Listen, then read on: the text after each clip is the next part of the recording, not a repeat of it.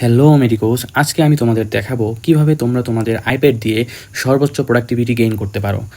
আমরা সবাই তো আইপ্যাড দিয়ে নোট করি, লেখালেখি করি, যেটা খুবই নর্মাল। তবে আজকে আমি তোমাদের দেখাবো আমাদের যে লেকচার স্লাইড বা লেকচার নোটস বা কোনো বইয়ের পিডিএফ মেটেরিয়াল থেকে কিভাবে আমরা নোট করব এবং সেটা কিভাবে প্র্যাকটিস করব।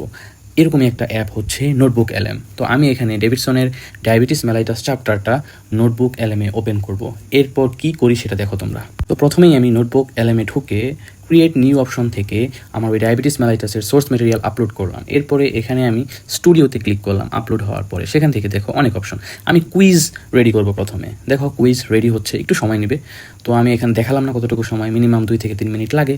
এরপর দেখো কত সুন্দর সুন্দর অনেক কুইজ তারা দিয়ে দিয়েছে।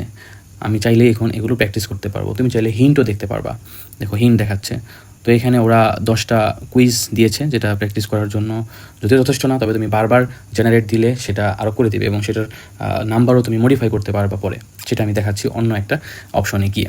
এখন দেখো আমি ফ্ল্যাশ কার্ড বানাবো। দেখো ফ্ল্যাশ কার্ডের অপশন রয়েছে। আমি ফিউ কার্ড বানাবো, মানে অল্প কার্ড বানাবো। ডিফিকাল্টি ইজি দিয়ে রাখলাম। এভাবে আমি জেনারেট ক্লিক করলে কিছুক্ষণ পরে আমাকে অনেক ফ্ল্যাশ কার্ড তারা দিয়ে দিবে। তো আমি জেনারেটে ক্লিক করলাম।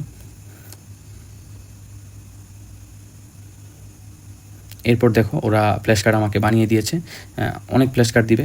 দেখো ফ্ল্যাশ কার্ডে ওরা আমাকে কোশ্চেন করতেছে, অপর পৃষ্ঠায় আবার ওরা আনসার দিয়ে দিচ্ছে।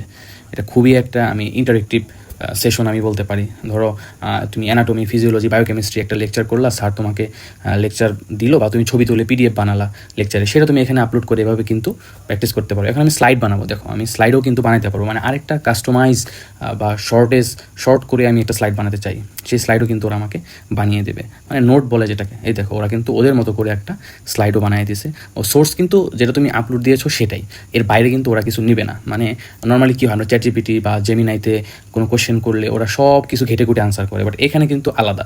তুমি যে সোর্সটা ওকে দিবা শুধু সেখান থেকে ও আনসার করবে। দেখো এখানে চ্যাট অপশন আছে, এই চ্যাট অপশনে তুমি ওকে যা কোশ্চেন করবা সেটা কিন্তু ও আনসার দিবে তোমার আপলোডকৃত ওই ডেটার উপর ভিত্তি করে। তুমি যে পিডিএফটা আপলোড করেছো সেখানকার ভিত্তিতেও আনসার দিবে।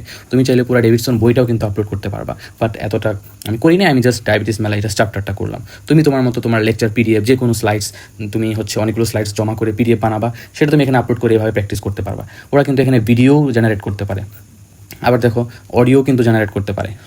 মানে টোটাল একটা গাইডলাইন বলতে পারো। এরপর একটা তুমি ধরো কোনো একটা সেশন নিবা, সেটার একটা কম্প্রিহেন্সিভ ইনফোগ্রাফিক তোমাকে তৈরি করে দিতে পারে সে। আমার কাছে এই নোটবুক এলামটা দুর্দান্ত লেগেছে। স্পেশালি মেডিকেল স্টুডেন্টদের জন্য খুবই খুবই কার্যকর। তোমরা চাইলে কিন্তু এই জিনিসটা ইউজ করতে পারো। Thank you everyone. আসসালামু আলাইকুম। আশা করি তোমাদের একটু হলেও এই উপকারে আসবে।